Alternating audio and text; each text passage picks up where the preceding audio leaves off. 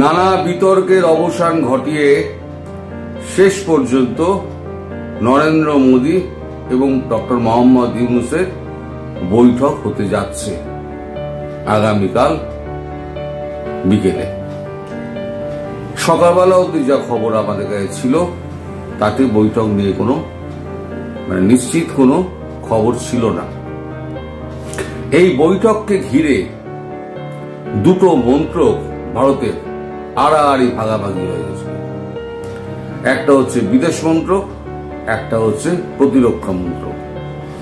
বিদেশ মন্ত্রকের বক্তব্য ছিল যে এখন যদি আমরা এই প্রস্তাবকে যদি উপেক্ষা করি তাহলে পৃথিবীর মানুষকে ওরা বলবে যে আমরা সুযোগ চেয়েছিলাম, আমাদের সুযোগ দেওয়া হয়নি, এটা ওরা বলে বেড়াবে। আর প্রতিরক্ষা মন্ত্রকের বক্তব্য রাজনাথ সিং এর বক্তব্য হচ্ছে এই মুহূর্তে যদি আমরা আবার যদি বৈঠকে বসি তাহলে দেশের কাছে ভুল বার্তা যাবে, সেনাবাহিনীর কাছে ভুল বার্তা যাবে। সব থেকে বড় কথা, দেশের জনগণের ভাবনা এবং তার চিন্তা, আবেগ সমস্ত কিছুকে উপেক্ষা করে নরেন্দ্র মোদী চলেছেন বৈঠক করতে। এই বৈঠকের কিন্তু বিরুদ্ধে ছিল আমাদের বিশ্ব হিন্দু পরিষদের নেতা মোহন ভাগবত। কদিন আগে মোহন ভাগবতের সঙ্গে নরেন্দ্র মোদীর একটি বৈঠক হয়েছিল। সেই বৈঠকে কিন্তু পরিষ্কার বাংলাদেশের ব্যাপারে সিদ্ধান্ত নেওয়ার কথা বলেছিলেন মোহন ভাগবত। নরেন্দ্র মোদী বলেছিলেন যা করার আমি করছি। এই মুহূর্তে যে সিদ্ধান্ত নরেন্দ্র মোদী নিয়েছেন, নরেন্দ্র মোদীর প্রধানমন্ত্রীত্বের উপরে কিন্তু একটা বড় কোয়েশ্চেন মার্ক পড়ে গেল। কারণ দেশের জনগণ কিন্তু নরেন্দ্র মোদীর এই সিদ্ধান্তকে ভালো মতো নেয়নি।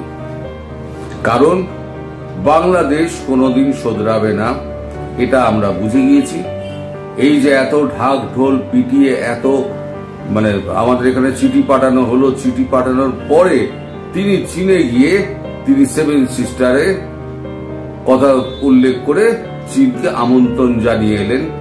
সেই লোকটা, তাকে আপনি বিশ্বাস করে তার সঙ্গে বৈঠক করতে যাচ্ছেন।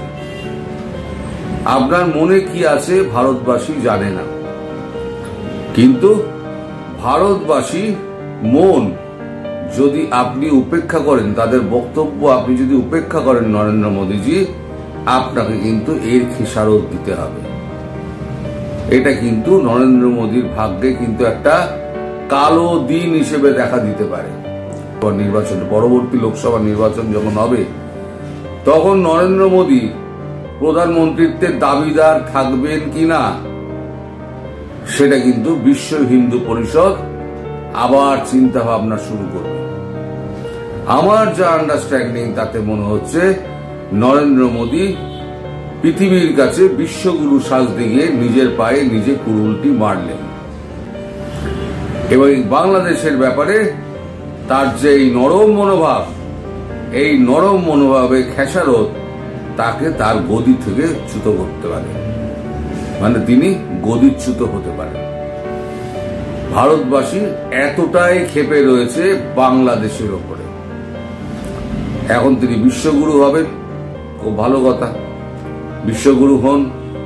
যদি পদই না থাকে তাহলে বিশ্বের কে আপনাকে পাত্তা দেবে?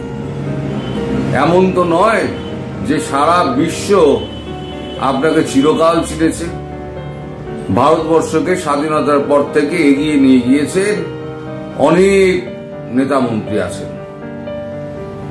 সেটা আমাদের নরসিমহা রাও থেকে শুরু করে, যদি পরপর আপনি দেখেন যারা সত্যিকারে কাজ করেছে, নরসিমহা রাও থেকে শুরু করে মনমোহন সিং, তারপর হচ্ছে নরেন্দ্র মোদী, যেখানে ভারতবর্ষ উত্থানের পথে গিয়েছে।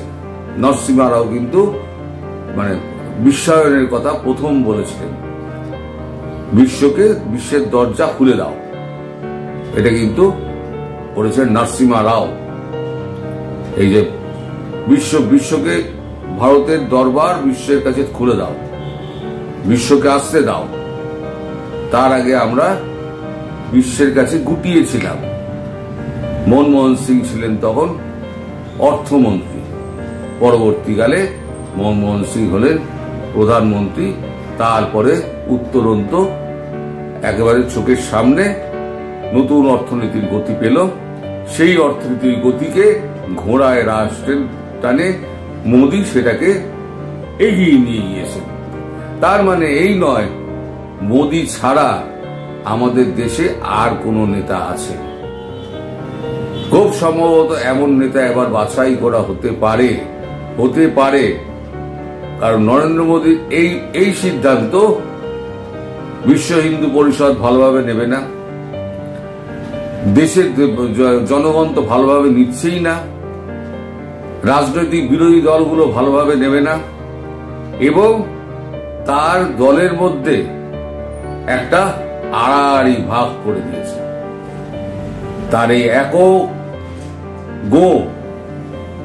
যে শেষ চেষ্টা আমি করব, শেষ চেষ্টা করুন, কিন্তু যে লোকগুলো মরে যাচ্ছে ওখানে দিনের পর দিন আপনি আবার ওখানে বসবেন, আবার বলবেন আমি সবকিছু ঠিকঠাক করে দিচ্ছি, আমি আবার হিন্দুদের সুরক্ষার ব্যবস্থা করছি, আমি সন্ত্রাসবাদ কমিয়ে দিচ্ছি, বা বাংলাদেশে ফিরে গিয়ে উনি আবার চেপে বসবেন, আবার চেপে বসে ওনার কর্মকাণ্ডগুলো আবার চালাবেন।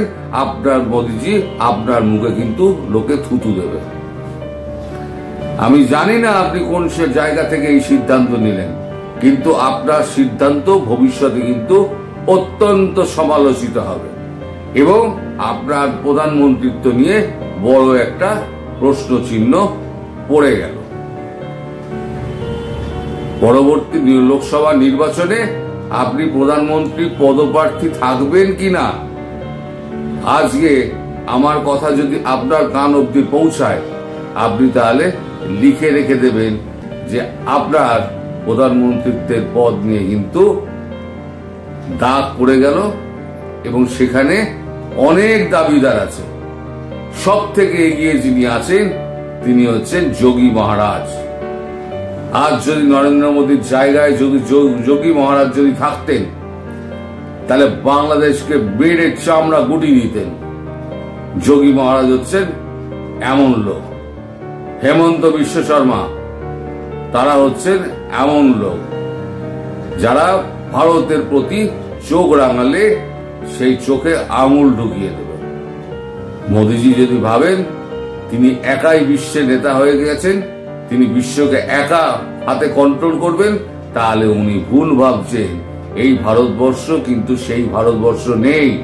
আর উনি যে বিশ্বের অর্থনীতির চাকা উনি একা ঘোরাচ্ছেন না, এই সমস্ত টিমটা কাজ করছে বলে উনি কাজটা দেখাতে পারছেন। এই টিমটা যদি কাজ না করে, কাল থেকে যদি টিমটা বসে যায়, আপনার এই সিদ্ধান্তের জন্য কাল যদি এই টিমটা বসে যায়, যদি কাজকর্ম যদি ঠিকঠাক না হয়, তাহলে পরে এই অর্থনীতির গতি থাকবে তো?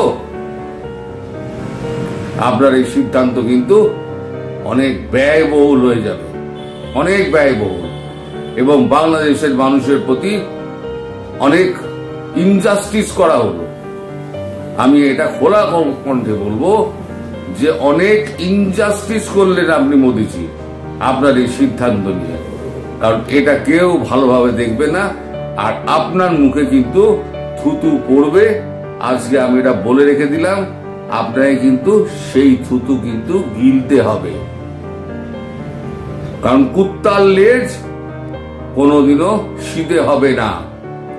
এই ইউনুস বাড়ি যাবে, বাংলাদেশে ফিরবে, ফিরে গিয়ে ইউনুস বলবে ওই যে চীনের কাছে আমি গেছিলাম না 7 সিস্টার নিয়ে কথা বলতে, ভয়ের চোটে মোদী এসে আমার সঙ্গে বসে পড়েছে, আপনি দেখে নেবেন।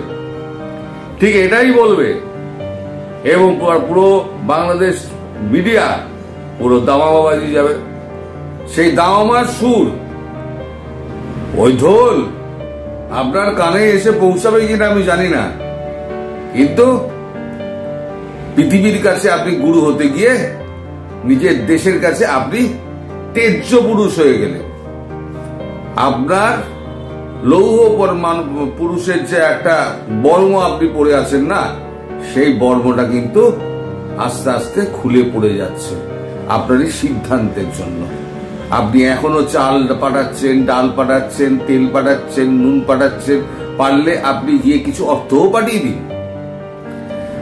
বাংলাদেশি হিন্দুদের যাতে আরো তাড়াতাড়ি মারা যায় তার জন্য আপনি কিছু শেকো বীজ দিয়ে দিন, পারলে কিছু ফলিডল দিয়ে দিন, যে এগুলোকে খাইয়ে দাও। ধর্ষণ করার জন্য এখান থেকে কিছু বস্তান পারলে আপনি এক্সপোর্ট করে দিন ওখানে, কারণ আপনি বোধহয় এটাই পারেন। আজকে বাধ্য হলাম আপনার বিরুদ্ধে মুখ খুলতে আপনার এই সিদ্ধান্তের জন্য। এই সিদ্ধান্তের জন্য আমি শুধু আজকে মুখ খুলেছি, আগামী দিনে প্রত্যেকটা টিভি চ্যানেল আর প্রত্যেকটা সোশ্যাল মিডিয়া প্রত্যেকে সবাই আপনাকে চূড়ান্ত সমালোচনার মুখে ফেলবে, এবং সেটা আপনাকে কিন্তু মুখ বুঝে শুনতে হবে, কারণ আপনার এই প্রচেষ্টা সম্পূর্ণ বিফলে যাবে। দর্শক সবাই ভালো থাকবেন, সুস্থ থাকবেন, সাবধানে থাকবেন।